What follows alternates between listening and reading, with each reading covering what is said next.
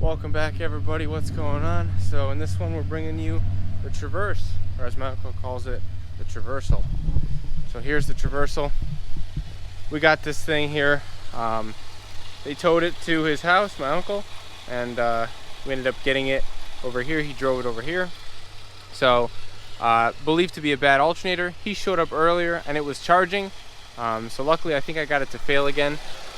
I actually hear some noise out of the alternator, so I think this thing's having a bad time, which is good. That means it's failed. I have my scanner hooked up here. This is just torque. It's pretty cool, actually. You can scan fault codes, and I have all these codes in here. So we've got O2 sensor, heater circuit, bank 2 sensor 2, ignition switch, run, start position circuit low. That sounds fun. We got a P0700 transmission control module that requested the illumination, so we got a transmission problem, which we need a better scan tool to scan for. And then we have this pending 2099, so another probably oxygen sensor thing going on here. But we can go to real-time information and look at our little stuff here and showing us our voltage. Our alternator's not charging, so I'm going to double check that with a multimeter right now, and I'll show you guys how to change an alternator, as long as that's what it checks out to be. This is the voltage at the ECM. So the ECM is seeing 11.5. If we see voltage here, then we have some kind of issue going on here where the alternator is charging, but the ECM is not seeing it, and we'll have to figure that out. But right now, we're seeing not charging. So let me go get a multimeter. All right, guys. So we're in the back here of the car, and we got 12.4, which, that's interesting. It seems like it's climbing too. It did this last time. When I first hooked it up, it wasn't charging, and then it slowly crept up. Let's check on the control module voltage. The battery's in the back on these, under the rear seat, but it's slowly climbing here. We're getting just slightly more and more voltage coming on and going on. So what is our control module voltage up here? Is that going up? See, that's kind of staying about the same here. So he's not really getting that 12.5, but you know, there could be just a voltage drop there. You know, I don't know if that's a normal or not. Let's see. If this continues to rise and that stays at 11 something. Yeah, we're at 12.8. I don't know. I want to see the battery die on this thing. I want the alternator to show itself, but it's climbing. It's climbing. It's almost like the alternator now is charging after it's been sitting for a while. But that control module voltage is still low. So maybe that is going to run all the other accessories. It's kind of a weird one, guys, you know, because you want to see it definitely failed, but, you know, and this looks pretty definitive. We're not getting the voltage to the ECM. And the cluster, let's see what the cluster says. Yeah, the cluster says, but I think that's probably just a dummy gauge in there. That says about 12, a little under 12 volts as well. But that's probably the same signal that the ECM's getting, and it tells us to service battery charging system. So if we rev it up here, I'm getting like still 13 something over here. Doesn't really do too much. So I don't know. Kind of a weird one, guys. It definitely wants us to service the battery charging system, you know. So it sees that there's a problem. So I still think it's an alternator, but yeah, it's kind of weird how it's not totally failed. Usually they really go kaput. All right, guys. Now maybe this should be. Oh, I don't know why this thing's going ham over here. I really don't even know what that is. But anyway, this thing. Don't be fooled, guys. Multimeter batteries, when they start to go bad, they can make readings skewed. I put a new battery in this thing because I went to go meter the battery while the vehicle was off, and it read 13 volts when the vehicle was off, and I was like, that doesn't make any sense. That makes no sense at all. I'm gonna fire this thing up again and retest, because I multimetered a battery in my garage. Car barely starts, barely runs, and I was reading 13 volts saying, oh wow, it's charging. Look, 11.3. Look at this thing, 11.2. We're not charging. The multimeter battery was dead. I'm crazy, guys.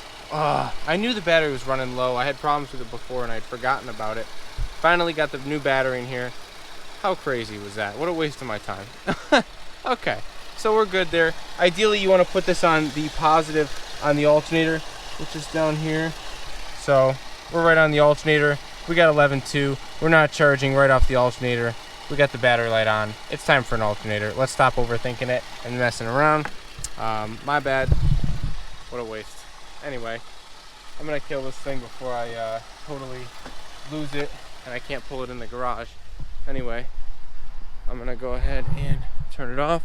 I think I'll put a jump box on it to bring it into the garage. I'm gonna try to shuffle some cars around and we'll go from there. But yeah, I'm gonna see if I can get an alternator ordered for this thing for tomorrow.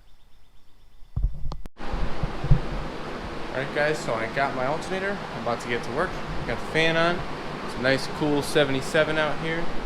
So I'm just gonna get started. I'm gonna pull the wheel off of this side. It's the best way to get the serpentine belt off. And probably take the coolant jug off of here. And I'll take this cover off. You know, just take the oil cap off and this cover just pops off like that. No biggie. And put that over here. I usually just put the oil cap back on so nothing falls down there. And then we'll take these bolts out for the coolant jug, 210s, pop this off. Should give us pretty good access to the alternator down there. And I'll get a light on it so you guys can see it.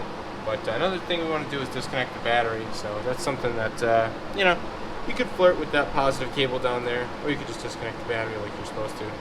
I'm just going to do that. I think that power comes actually directly from here, so we could disconnect this. Got some kind of, I don't know what this is on here, some kind of a tracking device. Seems kind of sketchy to me, but we're going to disconnect the battery.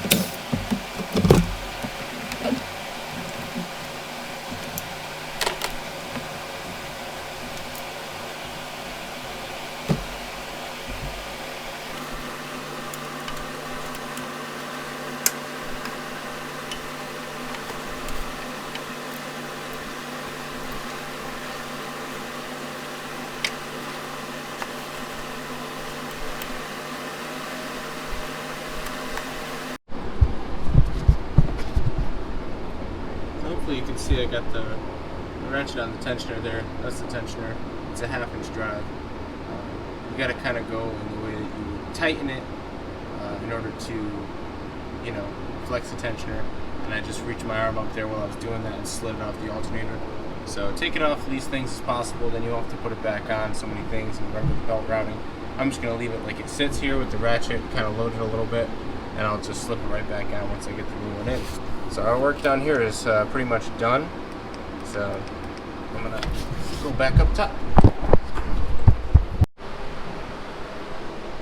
So I went ahead and pulled off the 113 that was on this guy, tucked him up here, and then I unplugged. I don't know if you can see the plug, the orange down here. This is the plug, single plug on here, and I'm gonna try to snap this off of here. I think it might be a bracket. I'm gonna have to get a better look at that. I know this one's got a bracket here where it says ground. That bracket holds the hose for the AC. So once I unbolt that, the AC hose will move off of it. And there's a bolt that comes in from the side here,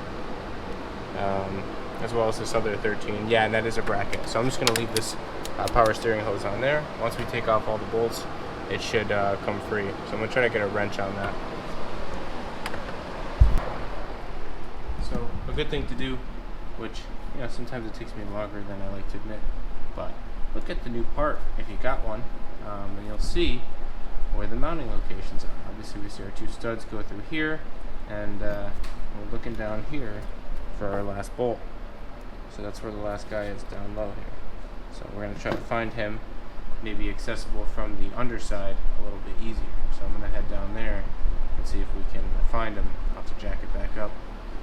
But otherwise everything's taken off. I think I might pull these 2 studs out to make it easier to remove. I'm going to see what fits on those studs. See if I can remove the studs, because That will make life a lot easier. We could just pull it straight up through this little area if we take the dipstick out, hopefully. Oh, there's actually oil in there. Anyway, we will do that, and we'll see if we can get the alternator out that way.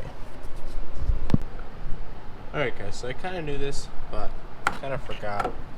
Basically, the pulley down there, not the one for the alternator, but the one behind it, it's behind the line there. I don't know if you can see it so washed out. Too much light is not that good. But anyway, there's a second pulley. It's like the idler pulley in the setup here. And that actually goes through the alternator, and there's like a spacer and everything. So that is what holds the alternator onto the back side. So I'm going to take that off first, and if that comes off nicely, then I should be able to pull it off after I get these studs out, obviously. But yeah, I don't have to go from the bottom. I should be able to do it from up here. I think I can reach it. So I have the car lowered down a little bit lower than it would be because the wheel's off. I have the jack down nice and low, so that way I'm able to reach the top stuff really easily by bending down, because this thing's a little bit tall. So yeah, it's not that tall. It's not like a new truck or anything, but you know, anything that's easier is better. Always make it easy for yourself. So this line moves pretty freely, so we should be able to finagle this thing up here. Moving these lines out of the way, I don't think it'll be too much trouble. So let's get to work. Yep, so I got the stud out. It's a 7mm, so it's not terribly difficult to do. So here's what I did, guys. After I took the studs out and that pulley off, I was able to get it to go left. I couldn't get it to come up this way like I thought. I guess I was a little bit ambitious. I know I can get it this way if I jack the motor up. You loosen the like motor mount and stuff, and then you can like jack it up, but I don't really feel like doing all that, and I kind of want to try something different. So I went this way, and then I went down through that hole here, which goes down into the wheel liner. So right now the alternator, if you can see it down in there, is sitting in the wheel liner. So now what I'm going to do is unbolt the wheel liner and let this thing fall on my face.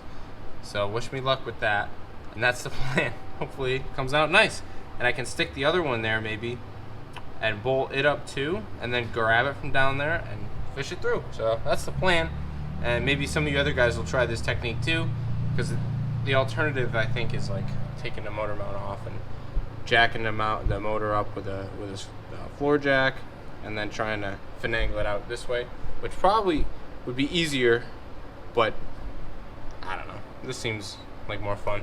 So I'm gonna do that, and we'll see what we have at the bottom.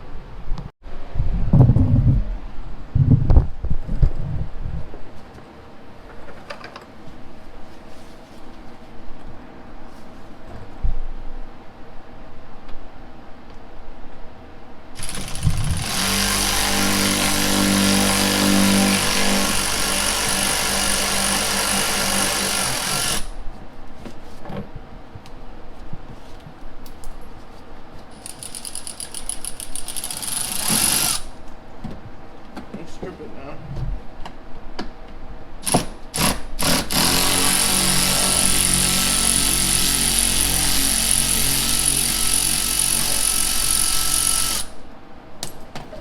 Okay, here she comes. Well, that wasn't as violent as I thought.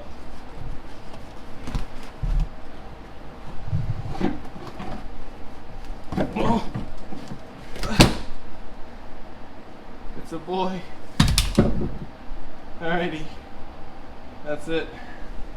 Hopefully I got that on camera there. The light is not so good. Anyway, there's our alternator. This thing's beat. Seems to spin okay, but it's just packed full of oil. This thing has had a rough life. Alright, we'll get our new one in there. And there's a core on this thing, so yeah, we'll just if I do one of these, I think I can probably shove it up in there and put it on the ledge, and that might be my best bet. So I'm gonna get a bungee cord and hold that back.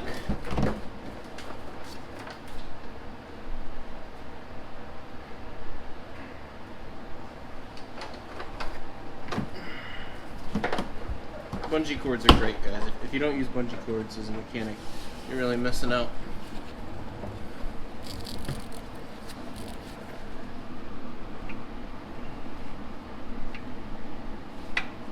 you can do a lot with them. You can also hit yourself in the face, so be careful. Something else I wanted to mention is always check your parts, make sure they're correct before you put them on. This one looks good, the plug looks good. Make sure that everything internally in the plug looks the same, because if it doesn't and you get this all bolted on, you go to plug it in and it doesn't plug in, you're gonna be pissed because you gotta do the job twice. So look it over thoroughly and make sure that it looks the same before you go stuffing this one in, and you might save yourself some effort if you got the wrong part, which can happen. Don't ask me how I know. So, only word of advice on the reinstall, I would say make sure that before you start the studs, you put the pulley, that idler pulley, in there with the alternator. So you kind of got to tilt the alternator, stick that pulley in, and then orient it so that it's like in between the side of the frame rail there, because it won't fit otherwise. If you start the studs first, it won't. You won't be able to start that pulley. So you kind of got to finagle that in there and start the studs at the same time. And then I ran the studs all the way down, and it made it easy to start that other bolt. And then I started that, tightened these down. Don't forget to put the brackets back on. And then after that is when I cranked the pulley down, and I put the belt back on. If you have trouble with that, look up a routing diagram. They're on the internet. They used to have them on the cowl here, but not anymore. Not on these newer cars. So, that's pretty much it. Don't forget the bolt on that guy.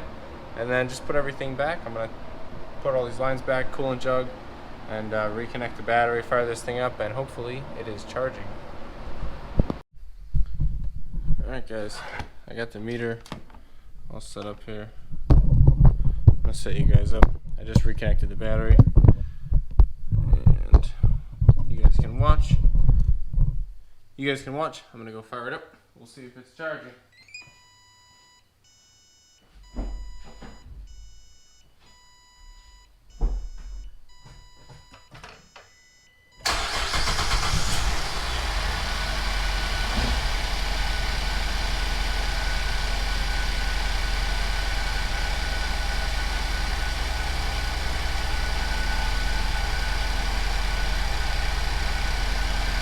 Nice.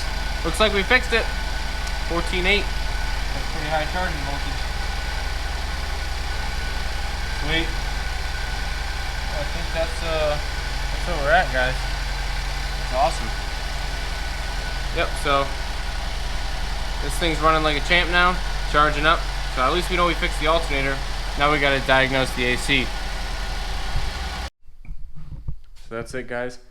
Changing an alternator on a Traverse or Enclave, or I don't know, I guess Saturn Outlook. Plenty of these vehicles, they're all about the same. Yeah, anything 3.6 of this era is going to be the same thing. Maybe slight variances with body styles, but for the most part, that's a good way to do it. Hopefully you guys enjoyed.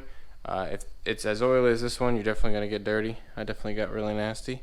So I'm going to go clean off my grease sleeves and inside. But thank you guys for watching. Hopefully this helps somebody. And yeah, it's easy to do yourself. Honestly, it's really not too bad, as long as you have some patience and the right tools. The ratcheting wrenches really helps because there's a lot of like tight areas in between the frame rail and stuff like that. But yeah, that's all I can really recommend is a ratcheting 15. That's kind of the only thing you need, and a 1/2-inch bar for the tensioner. But yeah, not too many special tools. The studs on this one aren't E-series inverted Torx. Some vehicles are, but this one isn't. Anyway, yeah, that's about it. Peace, guys. Thanks for watching, and I'll see you in the next one.